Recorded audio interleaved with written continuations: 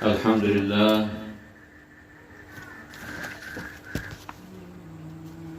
Alhamdulillahi alladhi khassa bi tawfiqihi man istafah wa waffaqa li ta'ati man irtadah wa radiya bi khidmatihi man radiya bi qadah wa sabara ala bala'i wa atharahu ala ma siwah. Asyhadu an la ilaha illallah wahdahu la syarika lah al-mujib liman da'ah wa asyhadu anna sayyidina Muhammadur rasuluh al-qayyum bi huquqillah wa sallallahu ala sayyidina Muhammadin wa ala alihi wa sahbihi khairi sahbihi wa al. Allahumma rzuqna barakata fil ahli wal iyal amin. Amma ba'd. فقال الإمام قطب الدعوة الإرشاد الحبيب عبد الله بن علي الحداد رضي الله عنه به وبعلومه في الدارين آمين. وإياك والإصرار وهو أن تذنب ثم لا تتوب على الفور. والواجب على كل مؤمن أن يحترز من المعاصي صغارها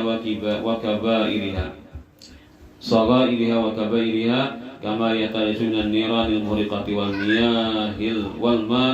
والمياه المغرقة والسموم القاتلة ولا يختار الذنب ولا يقصده ولا يتحدث به قبل وقوعه ولا يفرح به بعد الوقوع إذا وقع به، لأن واجب عليك ستره وكراهته والمبادرة بتوبته منه في الحال، وعليك بتجديد توبته في كل حين، فإن الذنوب كثيرة والعبد لا يخلو في ظاهر وباطنه ومن معاصي عديدة، وإن حسنت حالته واستقامت طريقته ودامت طاعته. وحسبك أن رسول الله صلى الله عليه وسلم كان مع عصمته وكماله المطلق يتوب إلى الله تعالى ويستغفره في كل يوم أكثر من 70 مرة.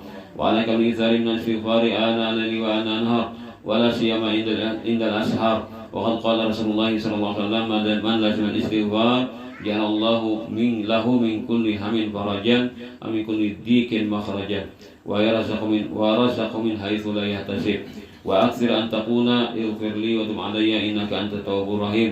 وقد كانوا يعدون لرسول الله صلى الله عليه وسلم من هذا الذكر المبارك في المجلس الواحد قريبا من 100 مرة. Para hadirin wal hadirat yang dirahmati Allah SWT, alhamdulillah wa syukurillah, kita dapat berkumpul kembali di hari ini guna bersama-sama mengadakan majelis ta'lim kita kepada Rasul Haddad, dan kita sambung dengan pengajaran ilmu agama. Dan diinformasikan kepada pihak sahabatan, malam Senin ini akan kita adakan haul guru sekumpul dan haul Bani Hanifah di majelis. Kemudian yang akan menyampaikan ceramah agama insyaallah pimpinan Pondok Pesantren Darussalam, itu Tuan Guru Haji Hasanuddin dari Martapura. Jadi Senin bermalam, malam Senin, kemudian pagi Seninnya itu ke Ar-Raudah, Pesantren Ar-Raudah. Jadi sekaligus Senin bermalam dan 2 ceramah malam dan siangnya. Kemudian Al-Imam Qutbud Da'wah wal Irsyad Al-Habib Abdullah bin Alawi Al-Haddad memberikan kita suatu nasihat beliau lagi, dan engkau harus menjaga diri, menjauhi daripada israr. Arti israr itu rancak-rancak. Apa maksudnya? Yaitu ketika seorang hamba melakukan dosa dan tidak segera bertaubat, itu dianggap sudah merancaki dosa. Nah, wajib itu atas orang beriman, dia berusaha agar dia tidak terjatuh kepada maksiat, baik dosa kecil atau dosa besar. Kenapa kita tuh dinasihati supaya demikian? Bandingannya kita hati-hati daripada terkena api yang membakar, dan banyu yang menenggelamkan, dan racun yang membunuh. Maka gambaran dosa itu sama lawan 3 macam ini. Bahaya dosa itu cuma kainah, kalau ini itu kan api yang membakar, banyu yang maulah jadi lamas, mati artinya kan. Kemudian apalagi racun yang mematikan. Tapi kainah awas lagi di akhirat. Tapi bisa juga Allah Ta'ala itu mengenakan di dunia ini, bisa sebagai pengkibaran dosa atau sebagai hukuman. Tapi di akhirat ianya. Nah, itu kan. Nah, maka kita khawatir terjadi demikian ketika kita melakukan maksiat, itu khawatirnya demikian. Jangan di sini kita lawan dosa itu dasar kehendak. Lawan dosa itu dasar bertujuan gitu dosa itu. Nanti jangan sampai demikian, jadi kita tuh menyukai lawan dosa itu dan menghendaki. Dan jangan juga berkisah-kisah anak menggawe dosa, merencanakan ini dan itu, lagi dosa belum terjadi sudah merencanakan dan dipandirakan orang pulang. Nah, jangan sampai kayak itu sudah. Kemudian lagi imbah terjadi dosa jangan dibangga-banggakan. Ini bahayanya. Berarti orang ini kan hendak menentang Allah Ta'ala. Nah, harusnya dosa ditutupi, dibangga-banggakan supaya ada orang menyaksikan. Itu lebih berbahaya daripada menggawe itu dosa sendiri. Nah, wajib itu kan kita bila ada menggawe suatu kemaksiatan harus kita tutupi, dan kita tidak senang dengan dosa yang terjadi pada diri kita itu, dan segeralah bertaubat di saat itu juga. Itu kan aturannya. Dan lazimkanlah engkau untuk memperbaharui taubat. Jadi taubat tuh aku belum taubat lagi udah mau. Taubat itu terus menerus. Bila ada kesempatan kita bertaubat kepada Allah pada setiap waktu, sampai-sampai ada sembahyang taubat caranya kan. Nah, supaya sembahyang taubat ada kan caranya. Nah, itu jadi taubat itu selalu diperbarui supaya tambah kuat. Kenapa? Karena dosa itu macam-macam. Nah, kita tuh dosa itu macam-macam jalannya kan. Anggota badan kita nang 8 nih kan. Nah, 7 nang zahir, 1 nang di dalam. Nah, itu macam-macam jalurnya kan dosa itu masuk ke situ. Nah, sehingga taubat itu kita adakan kepada Allah Ta'ala. Jadi seorang hamba itu tidak akan terlepas daripada dosa lahiriahnya atau dari hatinya, batinnya. Macam-macam. Biar orang itu disirin bagus sudah keadaannya, sudah bujur dari perjalanannya, dan taatnya sambung menyambung. Kada menjamin sirin orang itu dapat pada dosa. Ada dosa tak? Nah, malah kita dosa itu kita kada menyadari bahwa itu dosa. Nah, maka kita selalu minta ampun kepada Allah. Cukuplah kepada engkau sebagai panutan, sebagai contoh teladan. Rasulullah SAW itu kan sudah dijamin Allah tidak akan melakukan dosa. Itu dan sempurna sebagai hamba Allah Ta'ala menjalankan perintah meninggalkan larangan. Dijamin pelan Nabi itu kada bertahan dosa. Ternyata beliau pun bertaubat kepada Allah Ta'ala, minta ampun kepada Allah Ta'ala setiap hari. Nabi lebih daripada 70 kali. Nah, Nabi seorang ternyata kali dosaan 70.000, tepat 70 kali sehari, lebih pada 70 kali sehari minta ampun dan bertaubat kepada Allah.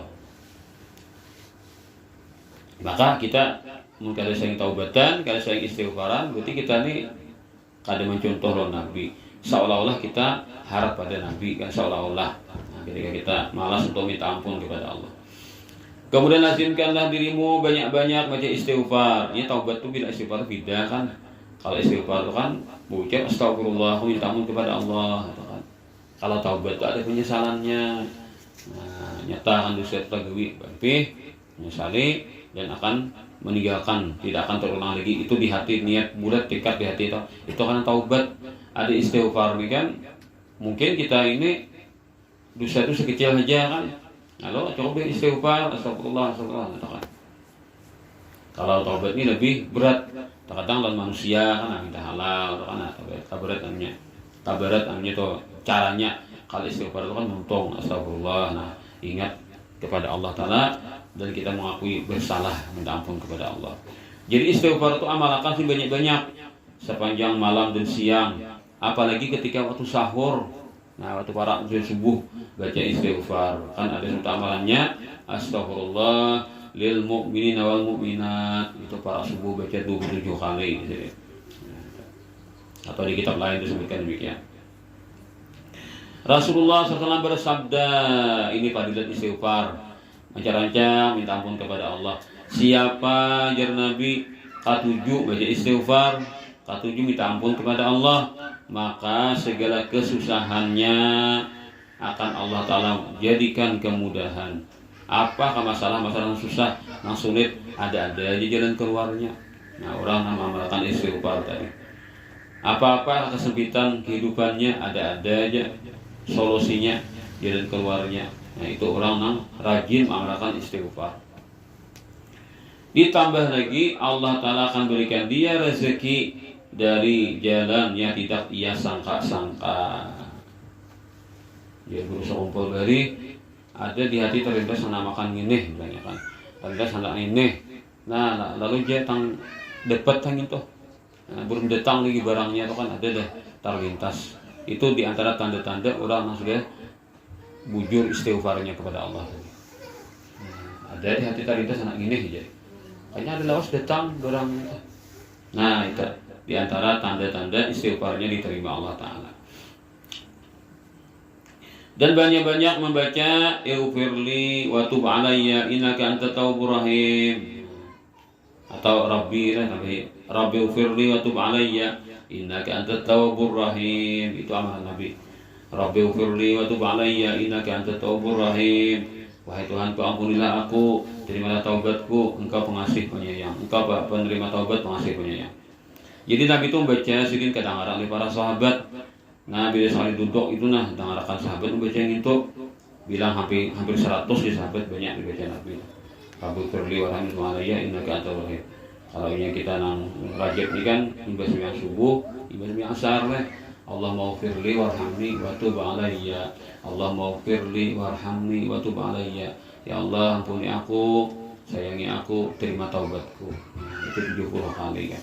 Fadilatnya orang itu tidak akan disentuh oleh api neraka. Para hadirin wal hadirat yang dirahmati Allah Subhanahu wa taala. Al-Imam Hujjatul Islam Abu Hamid Muhammad bin Muhammad Al-Ghazali bercerita,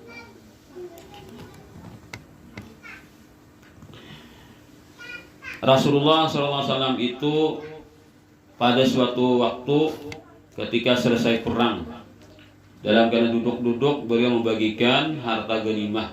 Artinya setelah perang menang dibagiakan.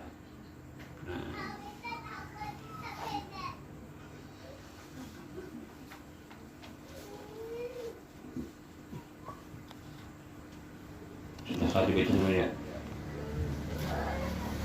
Misalnya, nah ya sudah ada tanda kirinya.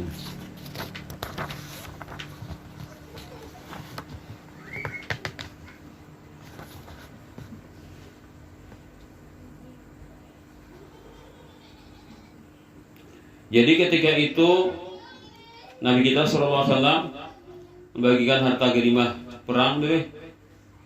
Ada seorang laki-laki berdiri di depan Nabi. Ujarnya, innali indaka mau'idan ya Rasulullah. Ulun ini ada janji lampian ya Rasulullah. Oh, tapi ingat isadaqta, bujurkan Nabi. Fahtakim masih tak, silakan. Apa naika minta tuntut kepadaku. Lalu ujarnya, ahtakimu zamanin dainatan wara'iha. Saya minta 80 kambing serta pengembalanya. Pengembala itu berarti budak lah. Ayo aja Nabi kuberikan kepada ikam. Lalu orang itu berkata kepada Rasulullah SAW, yang pian putuskan ini masih kecil.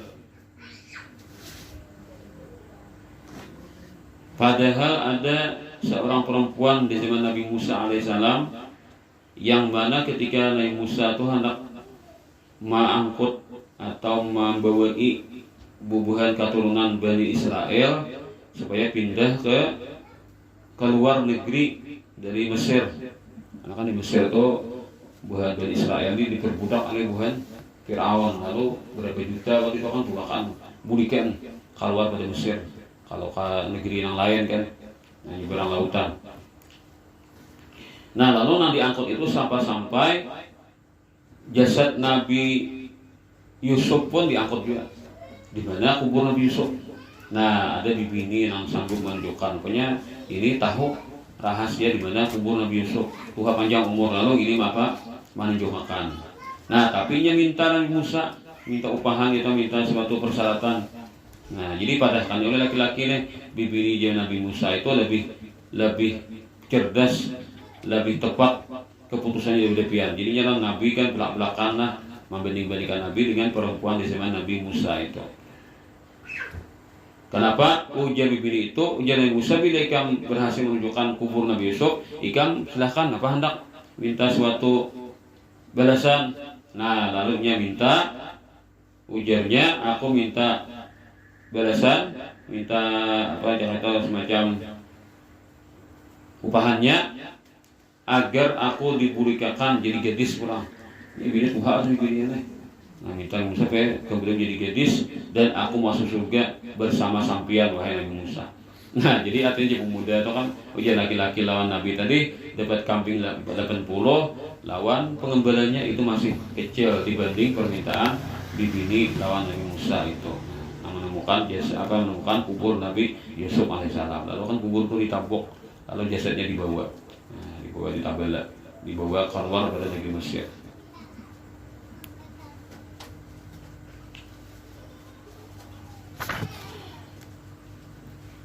Kemudian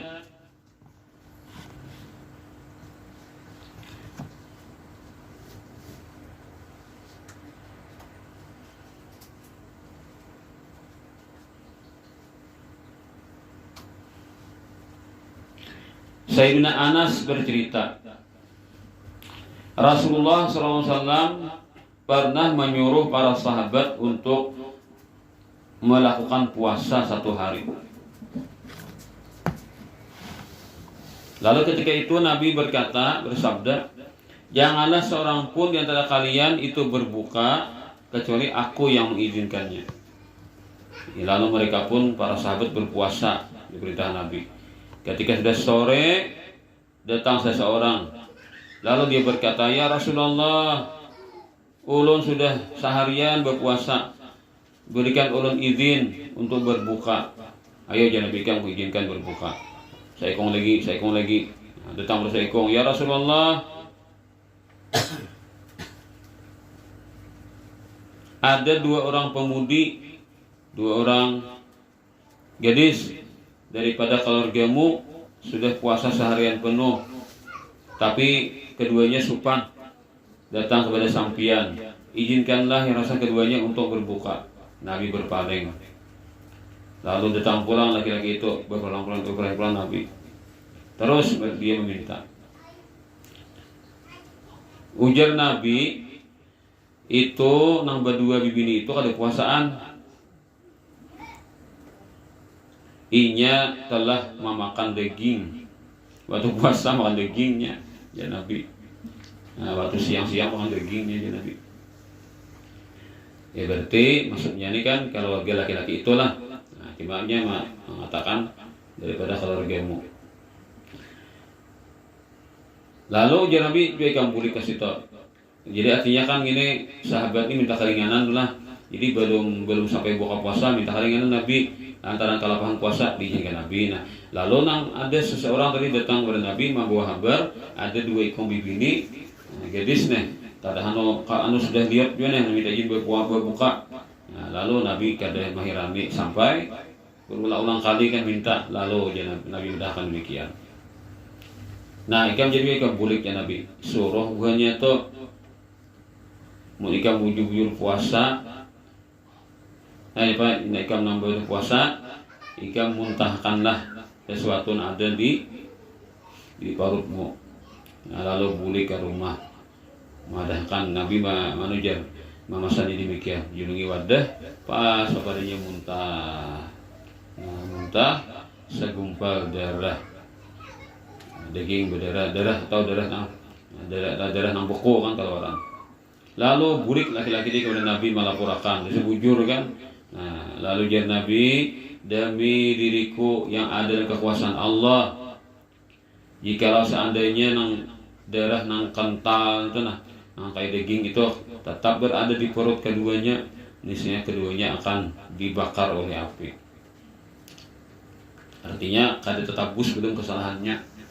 Nah, kada tak parati dosanya golong kan. Jadi dikarenakan Tuhan musibah nak itu lalu keluar kan. Nah, dari muntung keduanya dari nang darah tadi. Riwayat lain mengatakan Nabi itu ketika berpaling datang pulang laki-laki tadi. Lalu ya Rasulullah demi Allah nah keduanya tuh bilang mana mati sudah daripada nang liutnya benar. Nah, lalu Nabi SAW menyuruh bawa ke sini aja Nabi orangnya berdua itu. Datang keduanya, Nabi hiau sahabat supaya membuahkan wadah. Nah, lalu Nabi, yuk kamu muntahkan di sini. Nah, muntah, nang keluar napa? Nanah, darah dan danur. Hibak lang wadah dari lawan itu. Nah, jadi sekonya pulang muntah sini, ya juga kayak itu. Nah, ujar Nabi ini berdua ininya puasaan, bujurai. Puasaan daripada hal-hal nang makanan-makanan halal, tapi ini berbuka sudah dengan melakukan sesuatu yang Allah Ta'ala haramkan. Ini berpandiran berdua ini Nabi lalu memakan daging-daging manusia.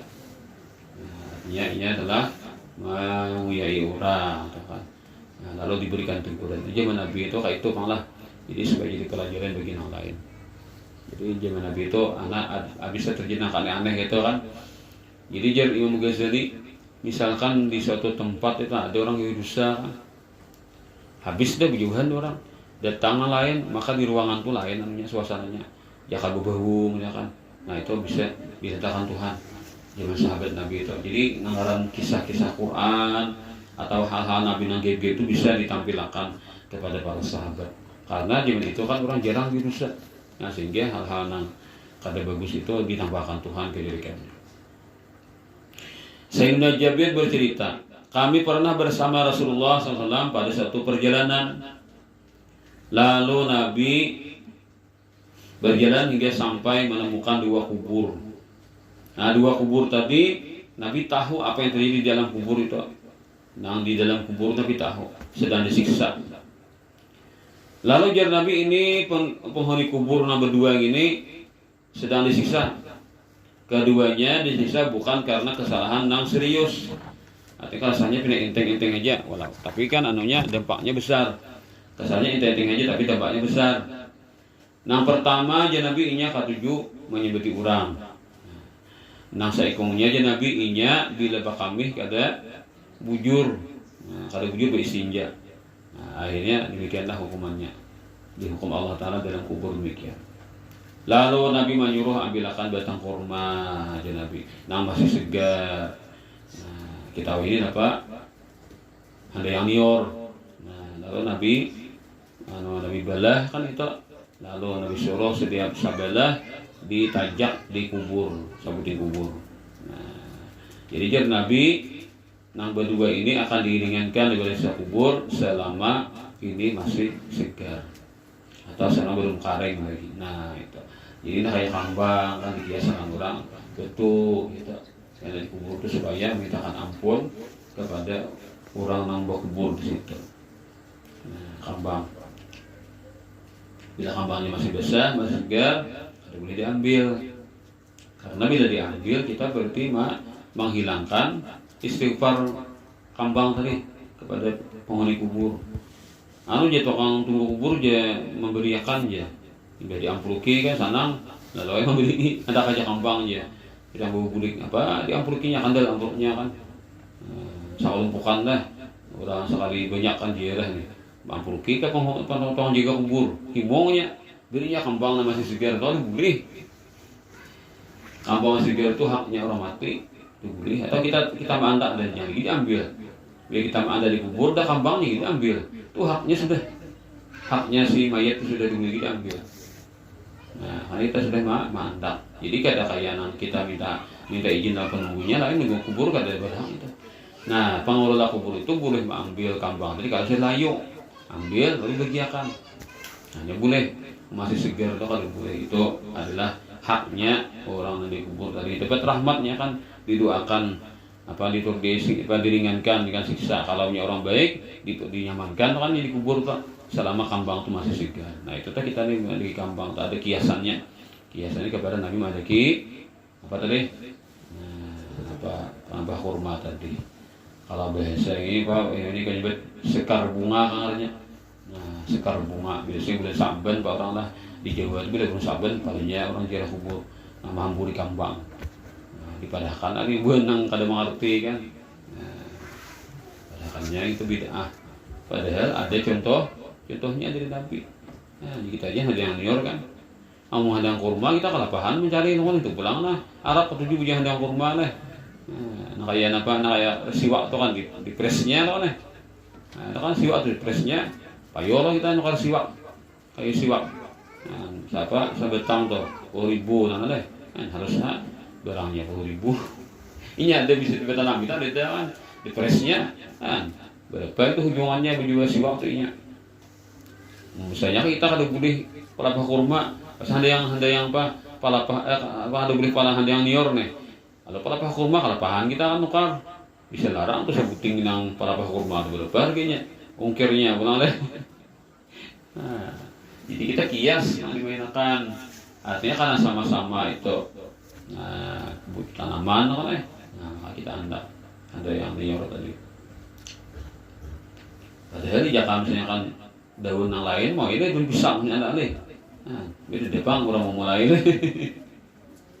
kan yang penting kan daun nih kan nah, daun yang segar kan nah beda bang orang mulai ada kambang itu kan pertama harum nah yang kedua kan ini masih segar kan jadi kambang itu kan tidak dikubur nah jadi harumnya itu kan bagus kayak di mimbar itu kan mesti nambah buah malah mesti tuha kan ada kira kambang nah kambang maksudnya mengharumi kan supaya buah harum mimbar itu kan nah jadi orang kami harum kan aneh atau apa semprot itu parfum tuh itu apa juga lo kambang nah jadi kambang itu jadi tradisi kan akhirnya padahal kan tujuannya itu mengharumkan mimbar dengan kambang tadi kan dilingot buah harum oleh mimbar itu dari kambang itu kan nah, jadi maksudnya ada kambang tuh maharumi mimbar kan ada kambang ke mimbar masjid maharumakan mimbar masjid dengan kambang itu tapi karena sudah jadi tradisi karena seolahnya kambang itu ada kan diandak katakan nah, adanya dikubur itu ada kambang itu kan tadi supaya turun rahmat tadi kan meringankan siksa bagi seandainya kubur karena siksa dapat rahmat diringankan siksaannya. Kalau sudah orangnya nyaman, nah tambah nyaman berarti dengan jadi kambang tadi. Nah itu kisahnya.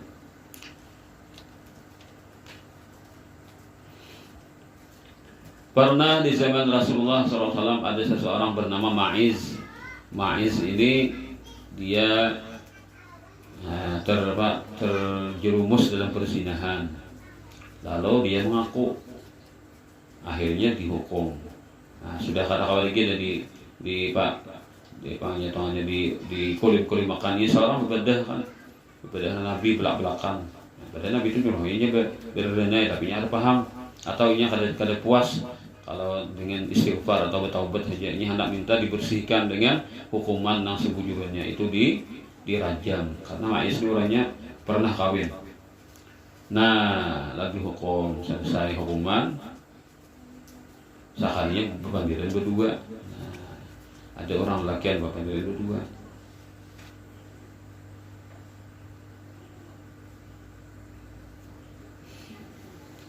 Nah, apa aja mengucapkan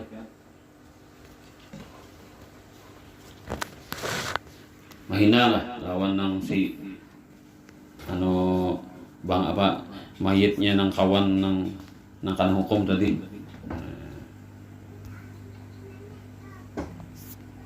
Mahina menyamakan si kawan yang terhukum tadi dengan anjing.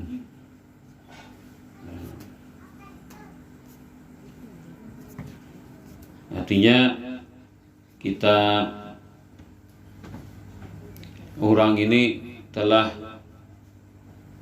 terbunuh dengan hina seperti terbunuhnya anjing. Atau kan kasar kalau anjing itu kan dibunuh orang. Ketika anjing itu nakal kan dibunuh orang kasar. Jadi si pelaku zina tadi kan sudah minta ampun, minta bersihkan, minta ampun kepada Allah Taala, lalu dihukum nyambet nakal itu. Nah, lalu Nabi lewat. Nabi berjalan dan keduanya bersama Nabi. Dengan melewati ada bangkai. Lalu Nabi langsung bakuling kepada berdua laki-laki berdua deh. Kada disebutkan namanya lah. Sahabat Jepang juga kan. Tuh aja Nabi ukang lagi tuh, bangkai itu ukangnya Nabi. Nah, belak-belakan Nabi menyuruh. Lalu ya Rasulullah, masa kami pian suruh mau ukang nang bangkai, menjepai kuler, mencium gendah aku, apalagi mau ukang, pian nyuruh mau ukang. ikam Nabi tadi marah salah.